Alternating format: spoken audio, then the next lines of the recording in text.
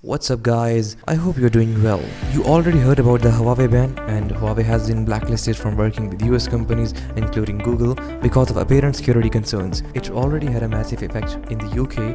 Huawei was cut from the 5G launch lineup, and Huawei has literally just cancelled his recent laptop launch due to the inability to supply. So it's becoming this looming question, how on earth can Huawei compete in the smartphone market without working with Google, the company that owns Android?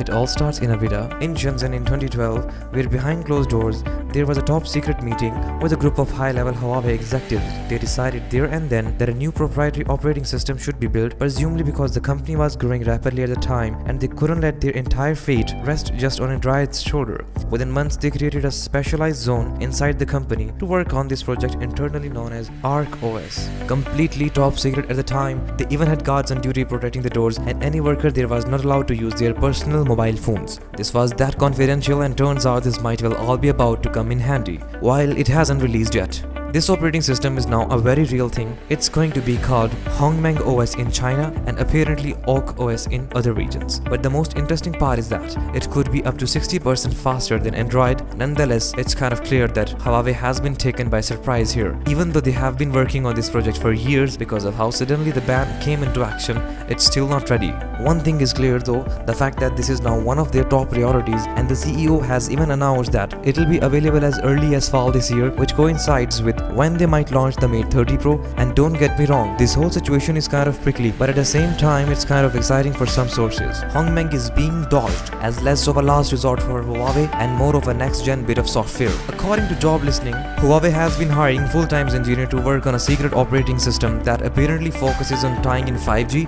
augmented reality, and autonomous self-driving vehicles. And so the fact that it could be coming so soon, and the fact that it could be such a real competitor to Android, creates a really interesting dynamic between Huawei and Google. Before I can get to that, let me explain how the software works. So Huawei can do business directly with Google, but take a look at this one of the apparent early screenshots of this operating system. You can see that the weather app is compatible with the Android Green Alliance. So it's not Android, but it's looking like it's at least in part based on Android and can run Android apps. This is Android without Google services, so no Google Play Store, no Google Maps, and no Gmail. Plus, no security updates from Google or Google Play Protect, which all sounds pretty unappealing, but if any company can work around it, it's Huawei. Take a look at this. It's called Aptoide. Aptoide is an alternative Android app store with over 800,000 apps. And if something like that can exist, then Huawei can sustain too.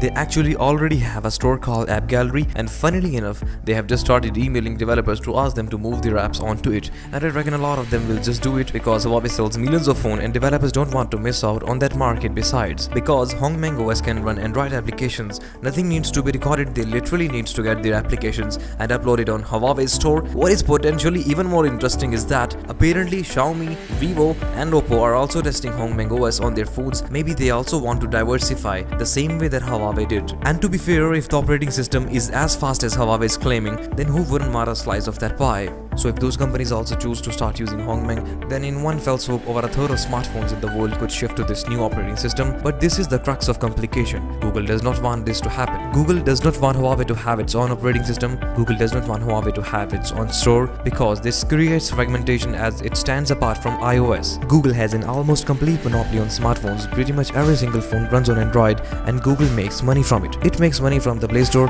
it makes money every time someone subscribes to Google Play Music, and it makes money from the adverts inside Google Maps. So right now Google is actually trying to convince the US government that instead of actually saving themselves from a security risk by banning Huawei, they would actually be putting themselves in one. Their logic is that if Huawei starts pumping out devices with completely new operating system, then these phones would be more vulnerable to malware. They won't have Google's protection in them. Let's say then that you are in US on your Samsung phone and you send a message to someone in the UK who's on a Huawei phone infected with malware. In that scenario, there's a pretty good chance that your message can be read by any malware on that device, even without using the Huawei yourself. The security of the whole mobile phone ecosystem could be at risk.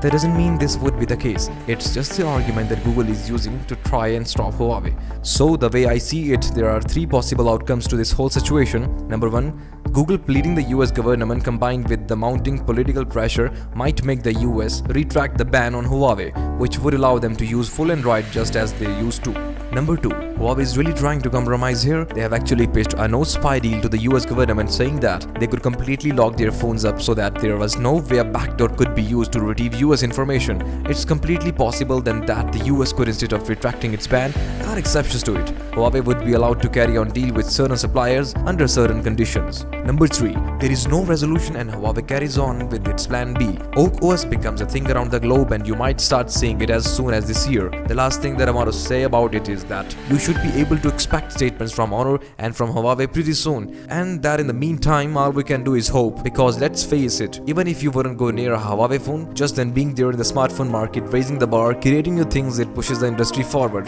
More competition is always better for the consumer. If you enjoyed this video, a sub would be massively appreciated. My name is Talha and I'll catch you in the next one.